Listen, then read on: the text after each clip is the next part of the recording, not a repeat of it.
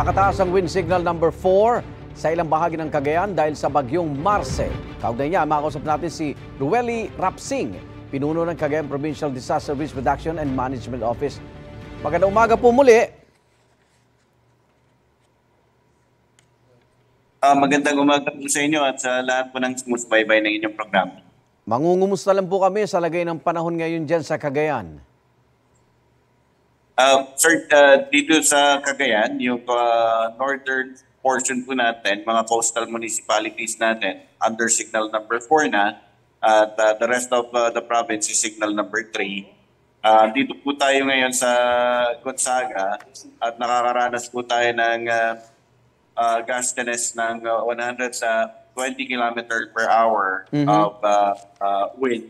Although sa pag-uulan naman po, medyo ampun-ampun lang po ang nararanasan natin. Kahapon po, nagkaroon ng forced evacuation dyan, sabi ninyo. So ngayon po, ilang bilang na po ng residente ang inilikas po natin?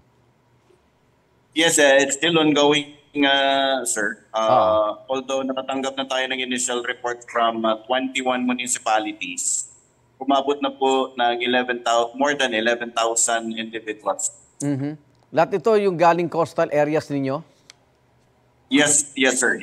Opo. At patuloy pa po dahil hindi po natin nakuha entire day lahat, ano? Opo. So patuloy pa po yung ating evacuation efforts. So ngayon po, Mr. Rapsing, meron pa tayong ina-evacuate hanggang sa oras na ito? Again, sir? Hanggang ngayon po, meron pa tayong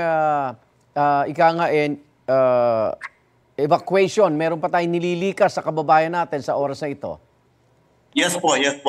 Patuloy pa po yung ibang mga municipalities on their evacuation efforts po. Opo.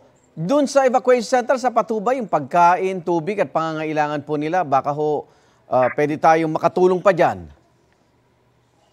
Yes, sir. Wala pang request for replenishment yung ating mga barangay at mga local government units sa provincial government, ano? And somehow nung pinag-conduct natin sila ng PIDRA, one of the assessment is their stockpile po. Opo. Mr. Rapsing, wala ho ba tayong naranasang residente na ayaw lumikas? Well, there are some, sir, ano? But since this is a forced evacuation, may mga kasama po tayong mga uniformed personnel. Opo. Para sila po'y sumunod sa atin. Okay. Hindi ko na po kayo abalahin at mahalaga po ang inyong trabaho dyan. Maraming salamat po, PDRMO Head Rueli Rapsing. Ingat po kayo. Maraming salamat po sa inyo at sa lahat ng taga-subaybay.